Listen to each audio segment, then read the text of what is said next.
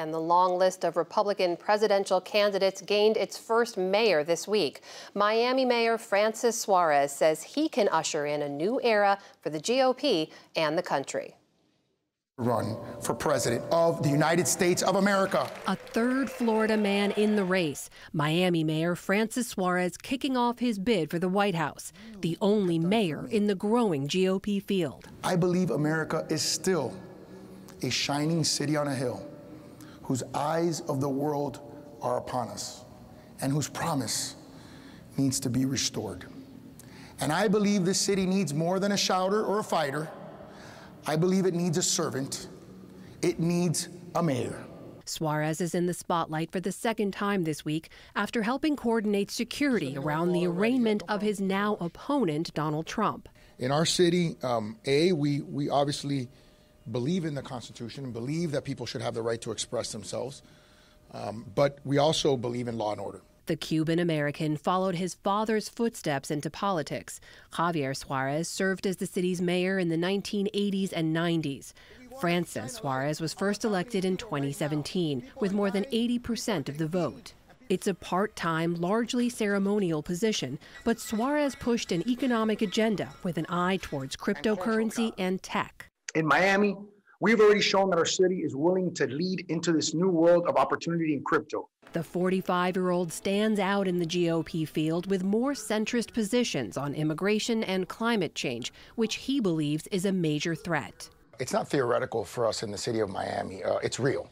We deal with it day in and day out, year after year. Over his 2 terms, Suarez has at times sparred with Florida Governor Ron DeSantis, now his GOP rival, even criticizing the governor's fight with Disney. He took an issue that was a winning issue that we all agreed on, which was parental rights for K through third graders. And it looks like now it's something that's spite or maybe potentially a personal vendetta, which has cost his state now potentially 2,000 jobs and $1 billion investment. But Suarez is also fighting his own battles. Last month, the Miami Herald reported he was paid thousands of dollars by a real estate developer in the city, money now under investigation as possible bribes.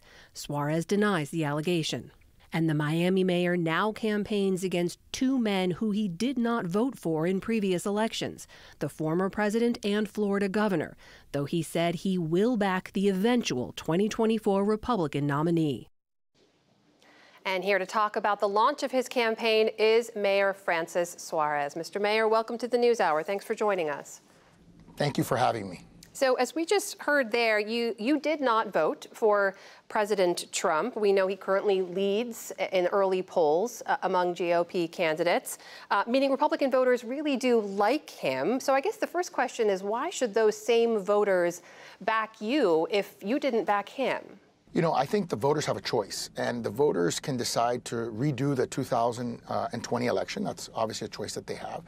Or they can decide to choose something else. And I think among the available candidates that they have, I think I'd rather be unknown and exciting than known and unexciting. You have said specifically you're running for president because you feel you have a different message. In terms of messages and how they land with people, how is your message specifically, how is it different from Mr. Trump's?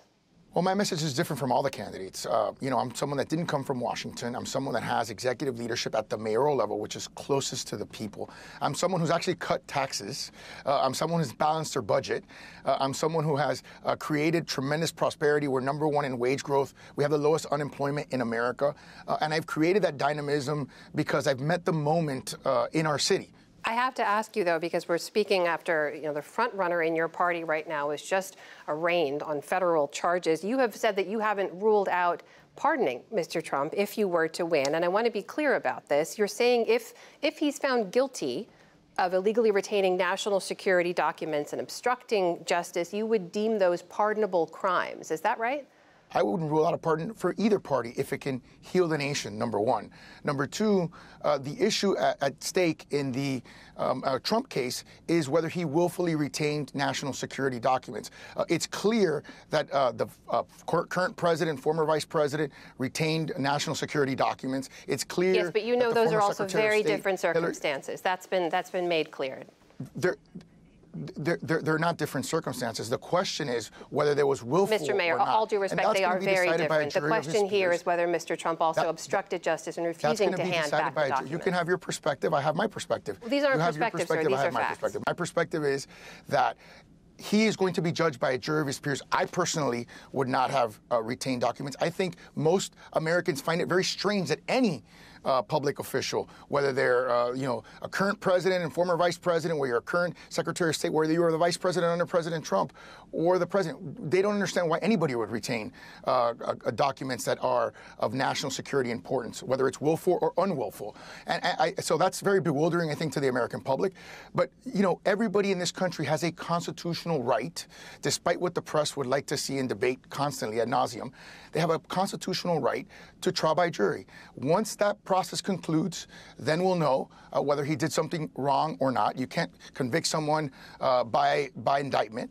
And then if I'm the president of the United States and he or anyone else commits a crime that I feel pardoning that person would heal the country, would bring the country together, would unify the country, I certainly would consider it, of course. I would be negligent not to. I'd like to ask you about another issue you've spoken on quite a bit, which is immigration, but specifically about DACA recipients in the country. I know there are tens of thousands in Florida alone. As you know, there's a court ruling pending that could deem the DACA program illegal and throw many of those young adults' lives into disarray and chaos. Back in 2020, you signed a letter from the U.S. Conference of Mayors urging then-President Trump not to end DACA. So as president, how would you approach this? Would you grant those dreamers a path to citizenship?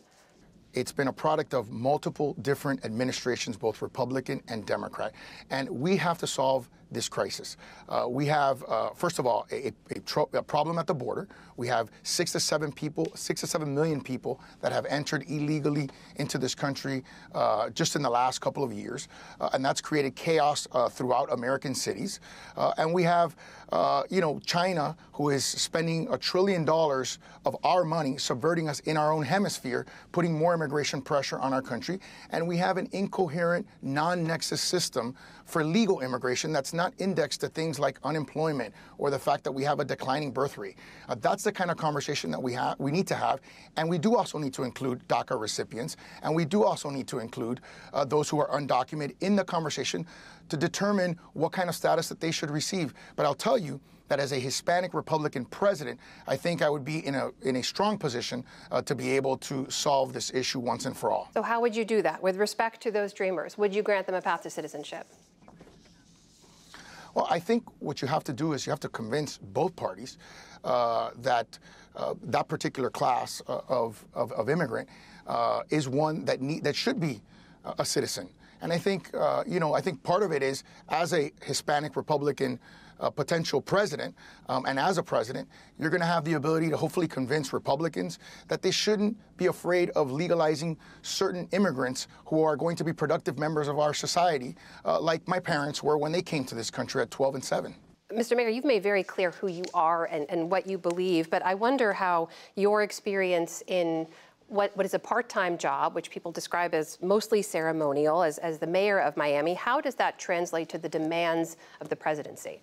I think that's a fair question, obviously, but the courage that it takes to make tough choices does not depend on, for example, the number of zeros in your budget or the number of people that you manage. It depends on your track record of decision-making. And my track record of decision-making has demonstrated that I'm not afraid to make tough choices. And so, those kinds of decisions, which are the decisions that need to be made to bring our country back to prosperity, are not dependent on the kind of job that you have today. They're dependent on the ability that you have and you brought to the job. That is the mayor of Miami, Francis Suarez. Mr. Mayor, thank you for your time. Good luck on the trail, and please come back and join us again. Thank you. You got it, for sure.